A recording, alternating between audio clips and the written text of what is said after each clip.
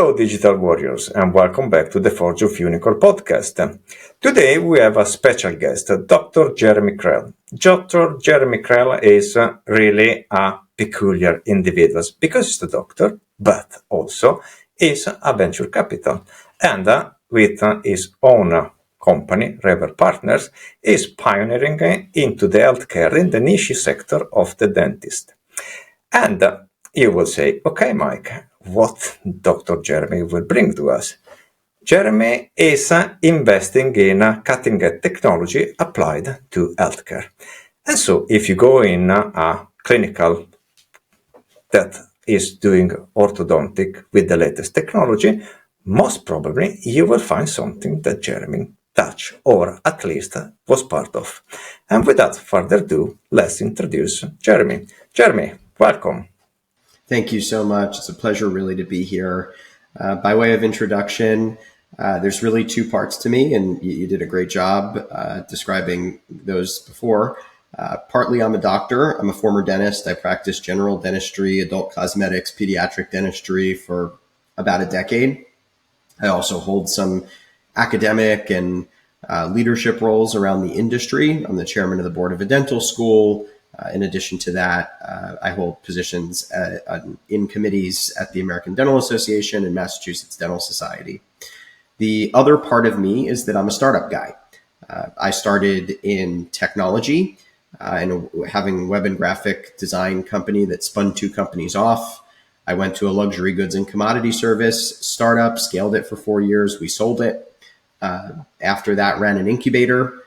Helping a lot of different startups get through the early stages. After that, I took a leadership role at Oscar Health Insurance and ran some of the hospital system partnerships, technology integration, special projects. We IPO'd.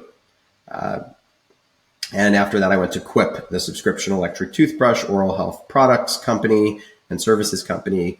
We became a VC-backed unicorn. I stayed and fully vested and exited. After that, I went into the investing world, first on my own, and about 5-6 years ago, I co-founded Revere. So today I'm the co-founder and managing partner of Revere Partners, which is really the first institutional venture capital fund focused on oral health technology globally. And it's my pleasure to be here today. Thank you.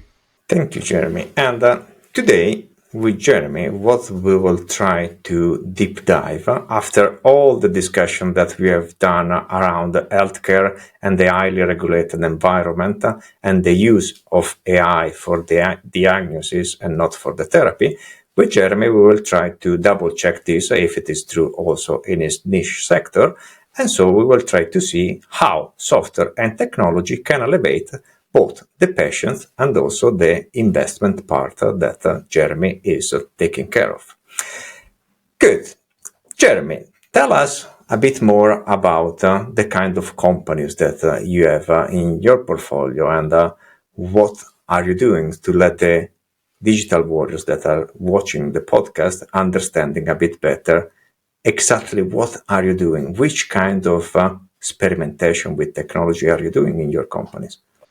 Yeah, so from the very beginning, right, neither dentistry nor venture capital are new sectors. But when we started this 5-6 years ago, the combination of the two, venture capital in dental technology, was a new or developing market, right, frontier in the space. So we had to establish brand recognition, which we've worked very, very hard to do, essentially becoming the first stop for all dental technology startups to get funded.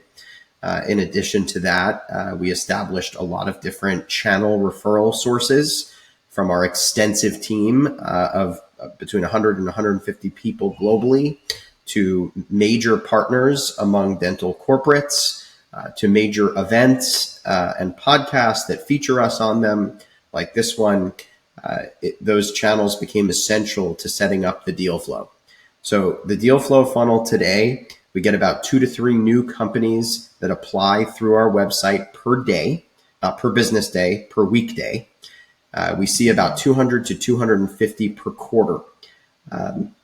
There's a lot of companies that apply to Revere. What is in scope for us are companies that typically fall into software, financial technology, biotech or medtech, or some specialty products that are used inside of the dental practice. We don't invest in a lot of direct to consumer. Every now and then, maybe one or two, but it's definitely the minority of what we do. We don't invest in heavy machinery or equipment. So something like an X-ray unit or a dental chair that's bolted to the floor or the wall would be out of scope. We don't invest in anything too early, right? Something pre-seed stage, right? An idea on the back of a napkin is not investable by a venture capital fund. And we don't invest in anything too late stage either, right? We won't really invest beyond Series B rounds. So something like Series C round or a public company, those would be out of scope, right? So we look at between seed and Series B. So seed, Series A, Series B. We look at these, again, products that are being used in the dental practice that are either directly serving the dental practice as their end user, or that the dental practice is using on the patient as the end user or recipient of its care. Those are the things that we invest in today. Beyond that, each of these categories, the 4 or 5 big categories that I gave you before, break down into many, many, many subcategories. From there's obviously lots of types of software, from AI to equipment management to patient engagement and communication, and so on and so forth. There's lots of type of financial technology, from paytech to insurtech, right? And those break down into subcategories. And same thing with biotech and medtech. There's lots of types of medical devices. There's lots of types of therapeutics. Similarly with specialty products, right? Products you might use in oral surgery or periodontology or endodontics, right? Or pediatric dentistry, or imaging devices, right? These things, sort of sit in another category as well. So there are really a lot of subcategories, but hopefully that gives you an idea of the types of technologies that we are seeing and diligencing on a daily basis. Good, wonderful. Because indeed, if I go back to the memory of my childhood, and as you can see, I had the luck to never go to the dentist because I have 50 plus and I never have a decay. But despite that, I go to do my dental hygiene. And if there is something that I have noticed on the field, is the invasive jump into the field of technology that are almost software driven. And I'm really, really curious because you say that the hardware and the big stuff are out of your portfolio.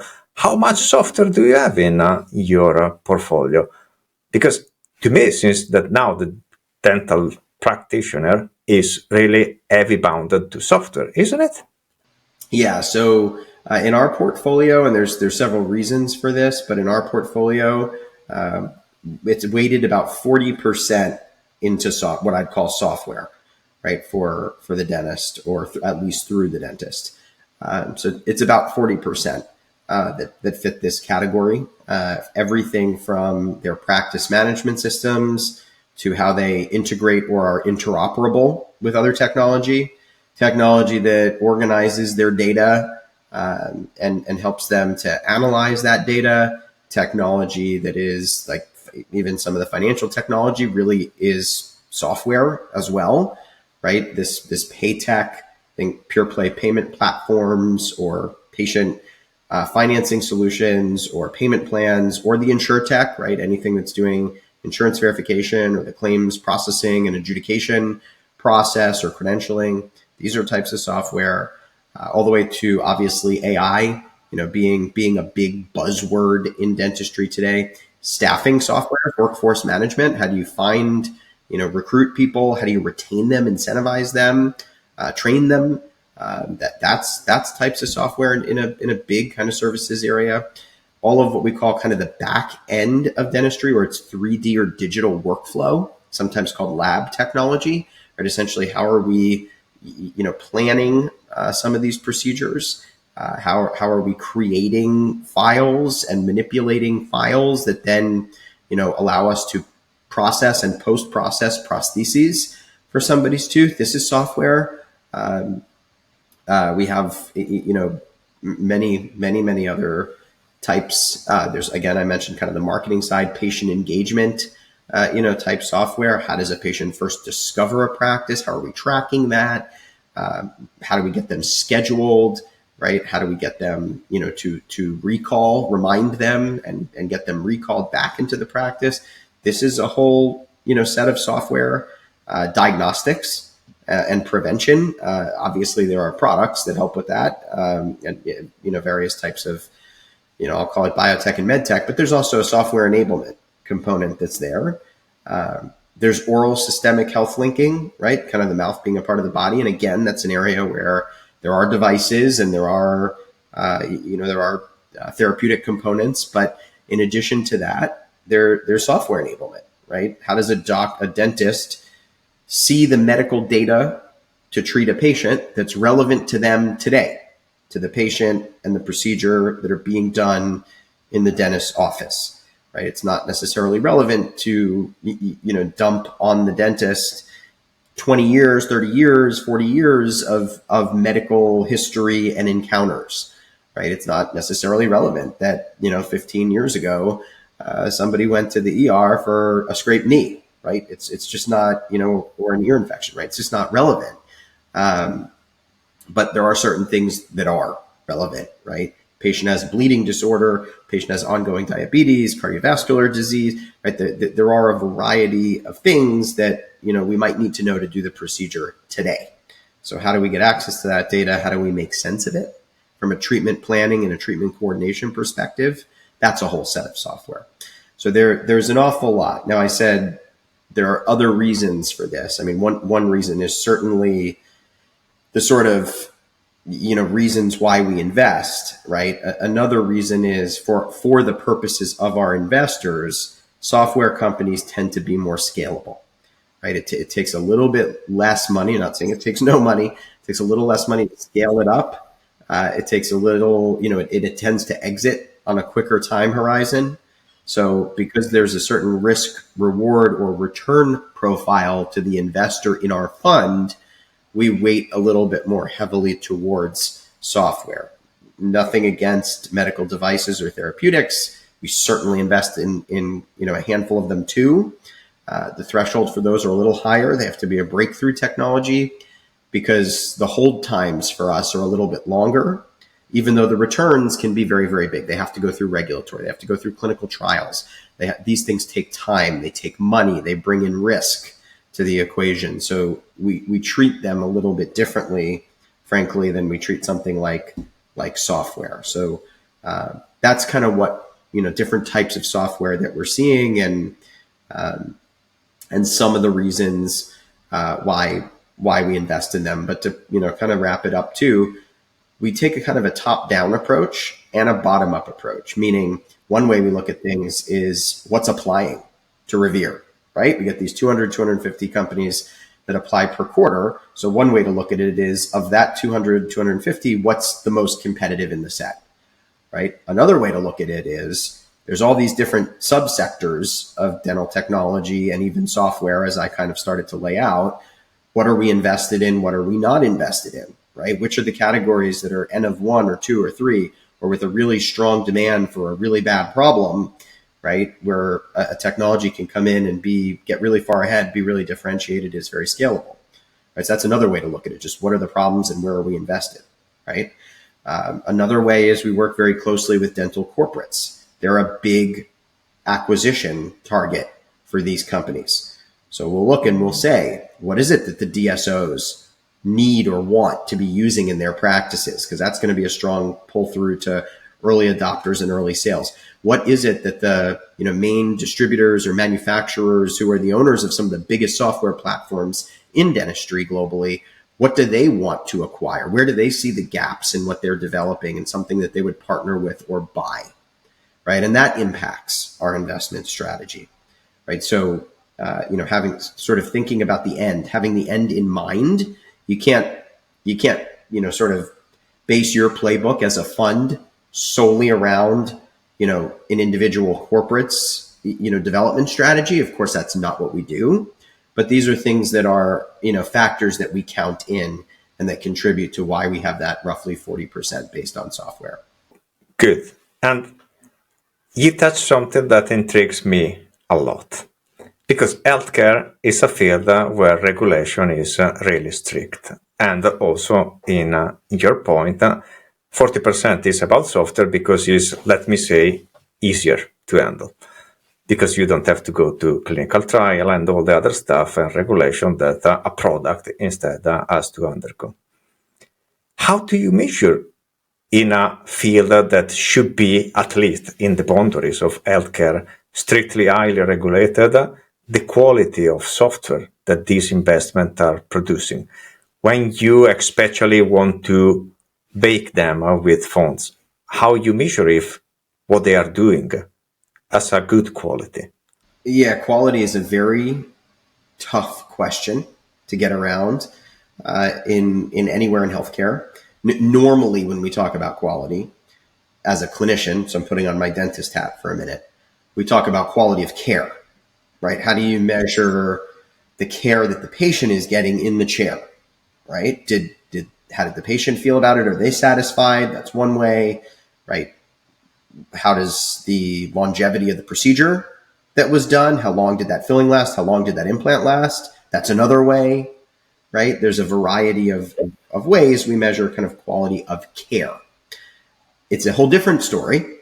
Now putting on my, kind of startup hat and investor hat, it's a whole different story to measure quality of software, right? Quality of, the technology that's built, and is it doing essentially what the founders said it's supposed to do?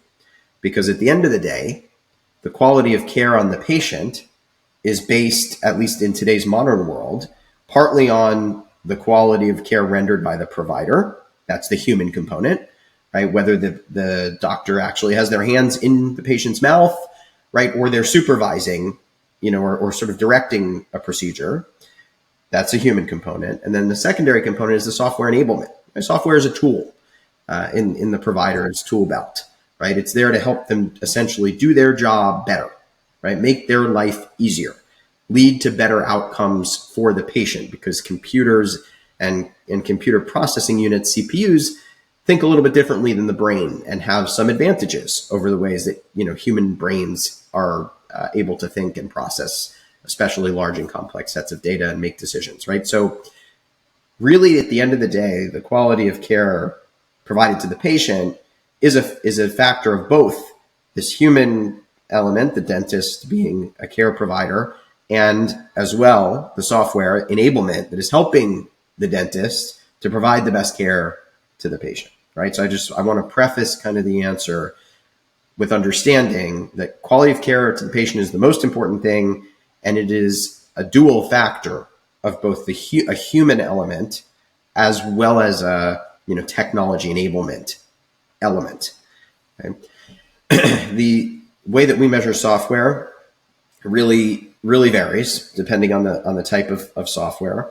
One way that we look at it as a fund is we look at the actual construction of their code, of their underlying code of software, right? Understanding the languages that they've written it in, understanding the formats and protocols that they have followed, right? Making sure that essentially at the core, the building blocks, that the developers have done their work, right? That's one way.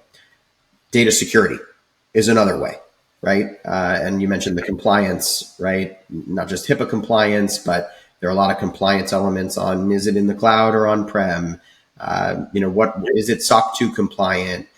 Where are the servers located, and what's the compliance on them? Are the servers HIPAA compliant, AWS, Azure, or something else, right? We do a lot of looking around security. There have been massive breaches in dentistry of clearinghouses and other major, software in healthcare.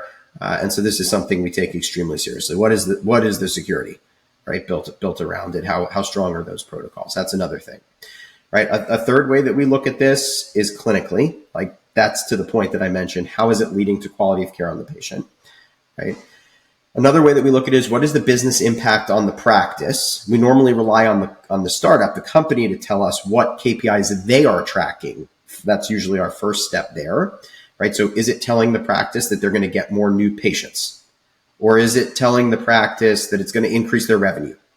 or save them time, or somehow change operational throughput in the practice, or lead to diagnostic support and better diagnoses being made, or more cases being completed or accepted, right? What exactly is the impact on the business being a dental or medical practice? So we'll look at it that way. We'll look at it from a pure financial standpoint, in many ways, right? Looking at their income statement, their balance sheet, their statement of cash flows, how are they managing capital, right? Where is their overhead and expenses? Where are they making revenue? What's their margin, their ability to turn a profit or pathway to profitability?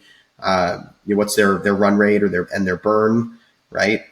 And their runway, right? Just understanding financially how they're managing the business and the financial impact that using the software has on the practice, right? Inclusive also of its price point. We also look at its ability to be interoperable. Remember, a practice uses some 20, 25 pieces of software to provide one patient journey end to end. So if the software you're building isn't interoperable, from a integration standpoint, it's a problem. It also has to be interoperable from a workflow standpoint. Kind of rule number 101 to dental technology innovation, especially on the software side, is if it doesn't fit in to the provider's workflow, if the provider has to change or retrain on the workflow in the practice, it's going to be a lot harder to get adopted, right? So we'll look at it from that perspective too. So these are some of the ways that we kind of evaluate and some of the KPIs that we look at in terms of evaluating software. Thank you. And I love it. And I was almost sure that with you, we were able to tip into this pool, because typically a lot of investors, they are looking at the financial aspects. So we call them the wizard of the spreadsheet. They look at the numbers and they tell you, okay, this is the risk, invest or not. Okay, pretty binary. Some more advanced, they are looking also a lawyer point of view. So they are looking at what we call security posture, especially with GDPR and all the stuff related to cloud and data leak and data breaks. Then you have something more that I love it, and I knew it because as a doctor, you have to do the ethic oath. And so you have the patient care. That is a primary factor to understand if the investment is moving into the right direction or not. And then, because it's an ecosystem of tools for a doctor, you need to integrate these with the toolbox of the doctor. And then we arrive to the fifth stuff that you were discussing, code. And this is something that I love, because you are the first one that is telling me that you are looking also the code base. Now, how can we, or how you measure the quality of a code base? Do you outsource this to experts? Do you have systems and metrics? I'm curious if you can, of course, disclaim which kind of techniques you are using. Yeah. So first of all, to make one point, but before we get into that, if you're thinking about innovating in a space, let's just say within software, it's important to know who the investors are that will understand that space, right? Revere started 5-6 years ago with a team that is clinical background in dentistry, with a team that has financial or venture capital background, or specifically venture capital, with a team that has operational, meaning operational in a startup and in a practice, as well as technical, right? Meaning all types of technology, including software and software in the dental space, right? If there isn't an investor in the space that you're innovating in, right? Whatever, dental, medical, or other space, it's very hard to ultimately grow that thing like a plant. It needs soil and water and sun, right? It needs all three components, right? It's not a cactus, right? So keep that in mind, right? And I'm not trying to pat Revere or our team on the back here, right? But saying that applying to Revere means that you're talking to an investor who deeply understands the technology in the space that you are trying to innovate, right? When you then go and, you are likely going to talk to many types of investors, if you then go and talk to an investor that has only invested in dentistry once, or instead has invested in healthcare but never invested in dentistry, right? Or has invested in AI companies or financial tech companies but has never invested in healthcare, right? If you're talking to investors that don't understand the space, there's this whole pre-session of education that you have to give to the investor in order to get them to really understand why your thing, why your innovation is so differentiated, is so impactful, right? At the end of the day, can be so successful. So it's kind of, I just want to, as we talk about this and, kind of from the perspective or lens of Revere, this investor that really understands dentistry deeply, what I don't want is to express the sentiment that that's how it's going to be with any healthcare or non-healthcare investor. It's not, right? It's actually a whole different pitch to them, and making that element clear. So now, given that preface, maybe ask your question again, your next question again, and now I'll answer it now that we've gone through that topic. Yeah. So let's say that I was able to pass all the screening. So my idea is a good idea. The business model seems profitable. I am very knowledgeable in the field of healthcare and dentistry. And let's say with vibe coding, so with the help of AI, I generated a prototype of my app, something that is apparently a very good revolution in the field, and I come to knock at your door. I do all the screening, I pass the screening because I have the credits and the credibility to do that and the knowledge, and then we look together at the code base. But the code base was built from AI with zero quality. How can we, or how are you preventing this to get in your portfolio to discover in 6 months that what they were providing you was an illusion of quality? Yeah, so this is a topic area that falls under our CTO, Chief Technology Officer, who is a software developer actually specifically in AI and ML for some of the largest dental corporates, and is an expert in this space. And I'll tell you, I'm not a software developer. I have maybe taken a couple of courses myself. I know the bare minimum to be reasonably educated on it, but absolutely would not be relied upon to write any kind of code or review any kind of code, right? Just enough to maybe basically know the vocabulary. So from my perspective, leading this fund, leading this CTO, leading our diligence process, right? My understanding is as follows, because it seems like a bigger concern to me, a non-developer, than it is to him. He feels pretty confident and competent in being able to differentiate between code written by a proper developer team and code written by AI. And the way it was explained to me is as follows: that AI today, I don't know about tomorrow, but AI today is able to essentially tell you what either you should already know or what you should expect to hear. Yes. Right. So in this case, it's going to write amateurish code, right? Code that you probably could have come up with yourself if you were sort of a 5th grade, 6th grade, 7th grade level, Yes. right? High school student. High school student, if you will, right? That's where this, today's ability for AI to write code sort of sits, right?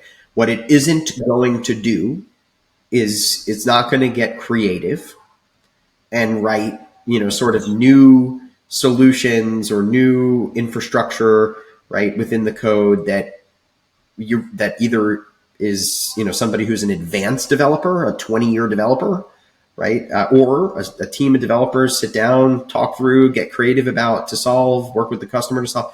It isn't going to write, either senior level code or creative code.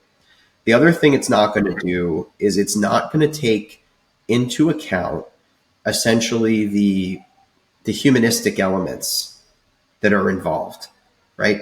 People have problems. We devise solutions to fix problems. And the problems and the solutions, they're not always based in rational thinking, right? They're not always 100% logical, even if the process of writing code is a logical process, right? The problems and the solutions are not always logical. We're normal thinkers as humans. We're emotional, right? And so there are certain solutions that would fit or not fit based on a normal thinker, right? Compared to a completely rational thinker like a computer, is generally it is, right? AI today is not, really humanistic, right? This idea of AI thinking emotionally like a person, can think with emotion. So these elements are missing, right? It's not a senior level expert. It's not creative. It's not going to take into account some of these humanistic elements. And so to our CTO, they're able to kind of pick this out, right? Now, are they there sitting there saying, that no AI should be used in writing code? He's not saying that either, right? I think he would be in the camp of there's a time and there's a place, where something like that could be useful or could be efficient, right? But today that is sort of, again, it's a minority kind of solution somewhere on the tool belt of a developer team, right? Might a developing startup who has limited resources pull this tool out from time to time? Maybe. But if you don't have the right quality assurance, quality control processes around this that are governed by human developers of different, levels of experience and skill set, then you're not going to end up with, with the coding or the results that the code base or the result that you want. So that's sort of how we look at it. And it's beautiful because you see, first of all, emerge clearly that in IT, like in healthcare, AI is an assistant. So in healthcare, AI is an assistant to enhance the ability of a doctor to improve the diagnosis, but is not used to prescribe a therapy. In software, it's the same. If with vibe coding we are shipping code in production and we will knock at the door of you, we will get bounce back because it's clear that the code that we have produced is junk.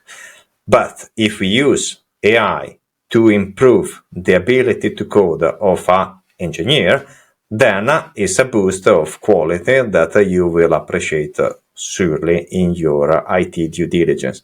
Also, it's beautiful because you are one of a kind that has a CTO that does the IT due diligence, when a lot of the investors that we have talked with, they don't have. It's more a behavioral assessment to understand, is the founder with the right DNA to become a unicorn? That is, to me, leads to another complete discussion that is, over time, scaling an organization, how these investors and the CEO as well, they are ensuring that the DNA of the CEO as a unicorn doesn't fade away during the process of scaling from one person to 1,000. That is another interesting aspect. I love what you brought to the table, Jeremy, because the analogy healthcare IT is really in front of us. And I guess nobody can ignore it, at least. If they want to follow the market, they can, and they will get their results.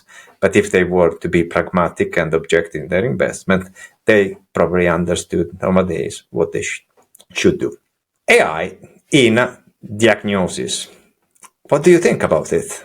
How is improving the care of the patients? Because I see a lot of potential there. And also you say something really intriguing in our discussion, the data to improve the heuristic of the data model. Because without the right data, how can we help the doctor to improve the diagnosis, especially on maybe rare disease? Yeah, so there are two topics there that are interrelated, but truly are separate topics, right? One around data and one around AI. I'll talk about AI first.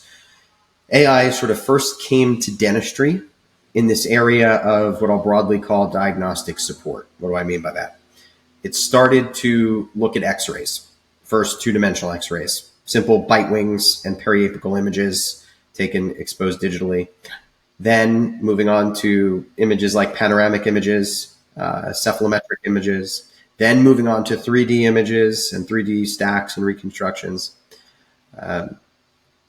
So AI was, looking through these images and trying to highlight with a certain level of sensitivity or specificity, with a certain model trained on a certain data set, often with dentists involved, going over, pinpointing where they thought the problems were, teaching and training the models to improve and get better and better and better, ultimately showing, the model to be able to find something around 120 different conditions, right? And it's important because some 90, 95+% of the procedures that we do in a dental office that we get paid for by the patient or reimbursed by the insurance is based on an image, or at least visible on an image.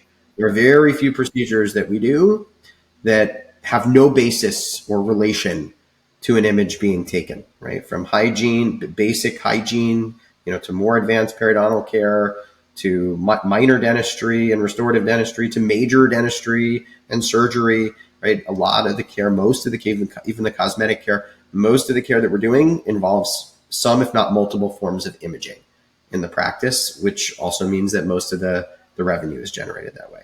Right? It ended up highlighting a few key and interesting facts about dentists and the profession. First, they miss a lot of decay, right? Or simple findings, let's call them. Decay is an example. It's easy for a dentist, even a novice dentist, to find massive decay, right? A tooth is essentially, has this sort of blown out appearance on an x-ray, easy to see. What is much, much more difficult are, something like incipient lesions, right? Early lesions that are just in the outer surface of the outer layer of the tooth, the enamel. These things can be much harder to see or track the progression across 6 months or a year. It's much harder to see something like that. And so, what we found by first implementing AI is some 16, 17, 18% of some of these basic early findings are directly being missed by a provider. Right? That's one thing we saw. Another thing we saw as a result of that was, and we sort of jokingly know this in the profession, right? If you ask 3 dentists about the same case, what their treatment plan would be, you get 5 treatment plans, right? This is sort of a running joke in dentistry. It's not so funny to the patient, right? They get frustrated by this. I think every dentist can relate to the fact that you've had a patient in your chair. Every patient can relate. They come to one dentist. They say, I don't understand. You're telling me I have 10 cavities. The previous dentist told me I have none. How can that be true in 6 months? And they're right, right? To an extent. It's a matter of, were these incipient lesions found? What is the dentist's approach to treating incipient lesions, right? So you have this issue that's created there, and it is, right? It's important to the patient because it's a big factor in their satisfaction, but also in their distrust of the profession. And that's an issue in getting them to, follow through or be compliant with care. It also, these early diagnostic tools also pointed out that we don't complete a lot of our treatment plans, right? Meaning we find, and complete in about 50, 60% of the cases. But in about 40, 50% of the cases, the patients that sit down in that chair, that treatment plan is not completely built out, right? I'm not talking about necessarily what you pitch to the patient to do first, right? Or even do in total. I'm saying in the record, did you find all the findings? Did you note them? Did you put them in the treatment? Convert a finding to a treatment, right? These basic functions that somebody else in a different business sector might say, this is a basic function of a CRM system, right?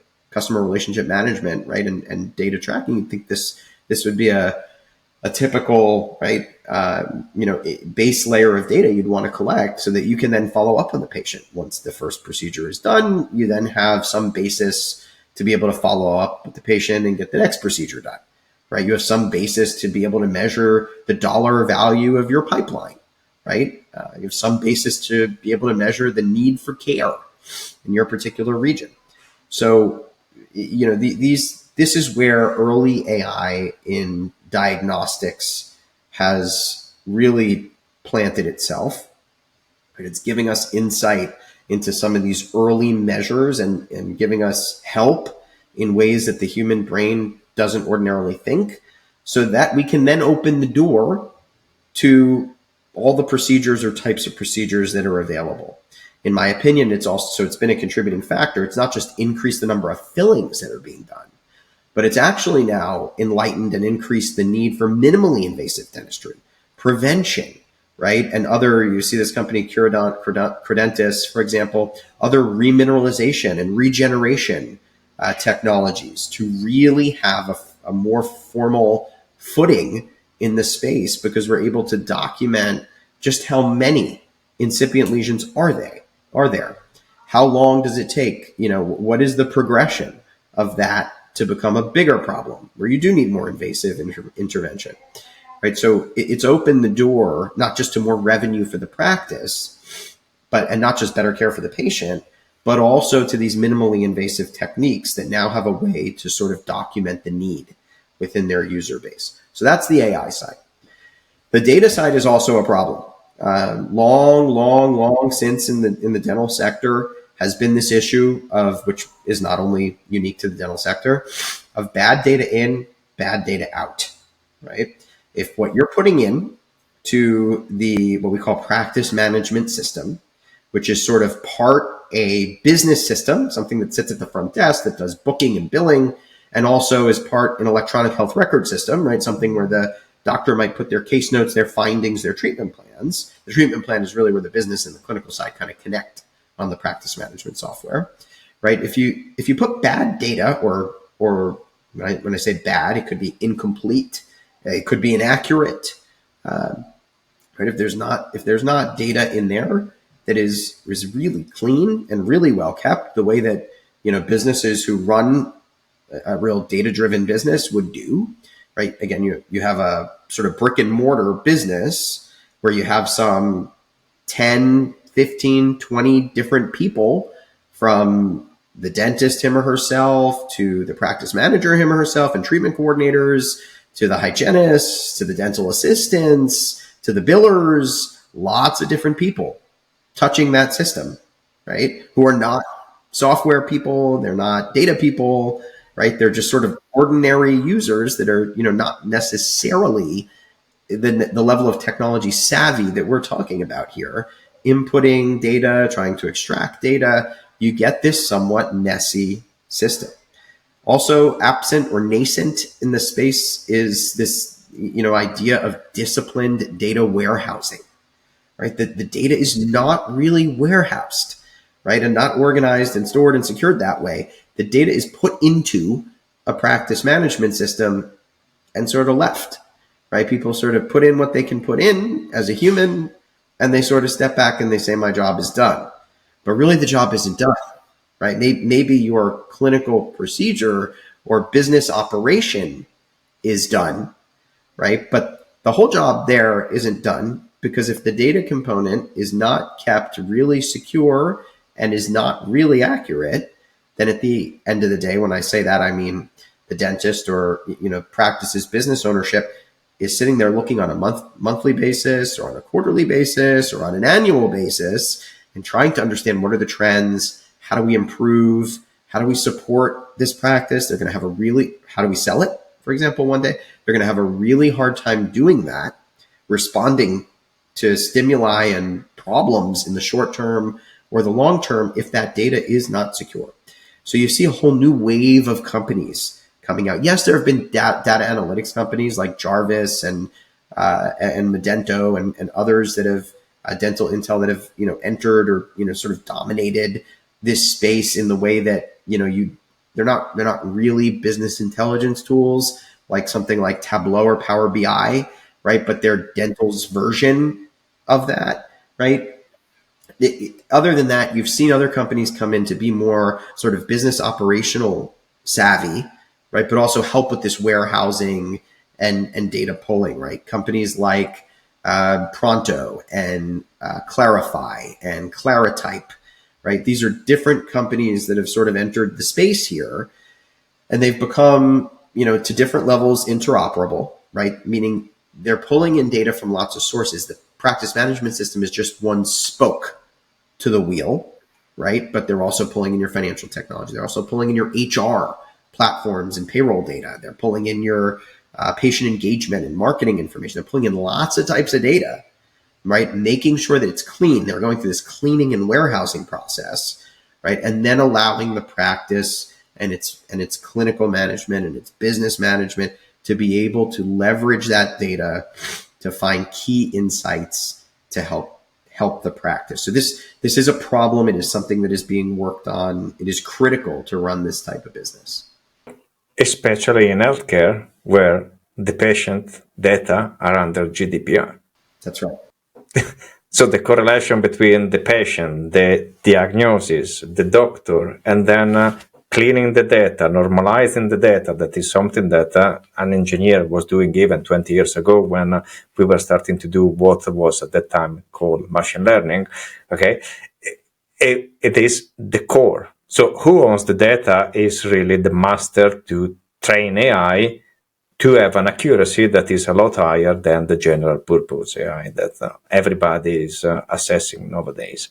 And they seems to be crazy with that. Also, we have touched really intriguing point today with you. And as it's clear, healthcare and software, they are joining a ballet where they are in pair.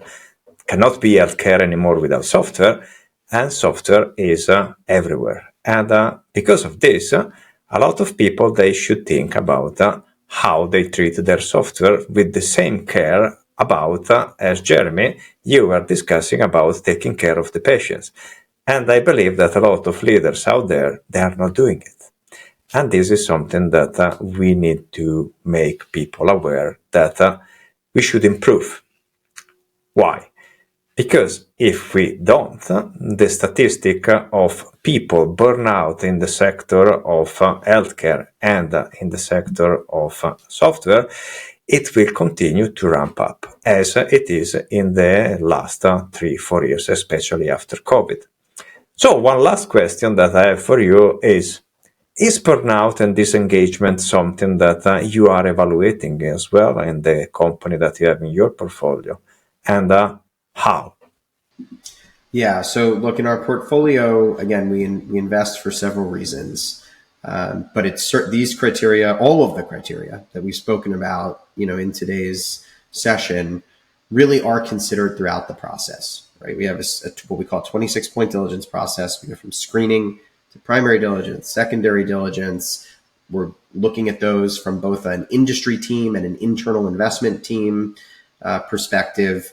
It goes on then to an investment committee and ultimately to, an investment, with the funnel getting, of course, smaller and smaller as you go along that continuum. And we really take into account all of this information here, right? How is the code written and by who, and what protocols were followed? Is it, regulatory and, approved? Is it meeting standards and requirements within the US and globally, as Revere is global? Right. What is the business impact? What is the clinical impact? What's the impact on the patient? And what are the KPIs we use to measure that? Where is it relevant in not just our portfolio, but in the hands of the corporates that are buying these things, and where they see the market in 2 years, 5 years, 10 years from now? We take all of the factors that we've really discussed on the call today into account within kind of the total construction of the portfolio. Okay. But this is beautiful because it shows how investment should be done in a data-driven, not in an emotional-driven fashion. But nowadays, the statistics are telling us that roughly 77% of the labor force is disengaged and 40% is burnout.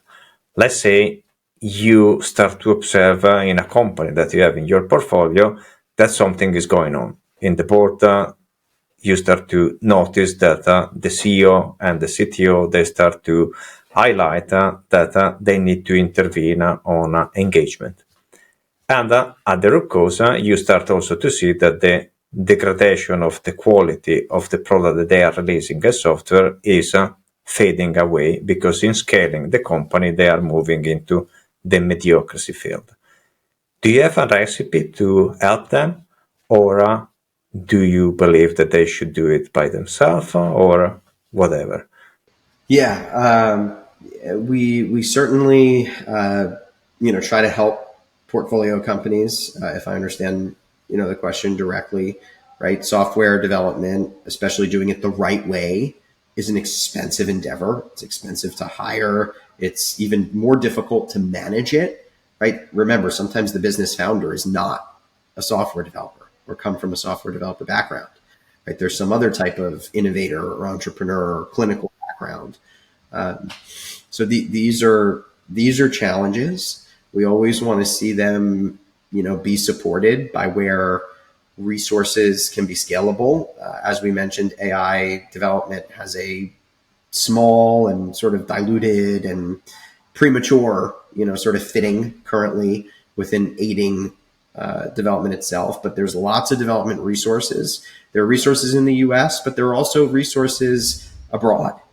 In many countries in Europe, especially Eastern Europe, in other countries too, like the Philippines, like Taiwan, like India, like Zimbabwe, right? There are other resources where you can get humans in the loop who are software development experts who can contribute. And, it is Revere. Revere is a strategic minority investor.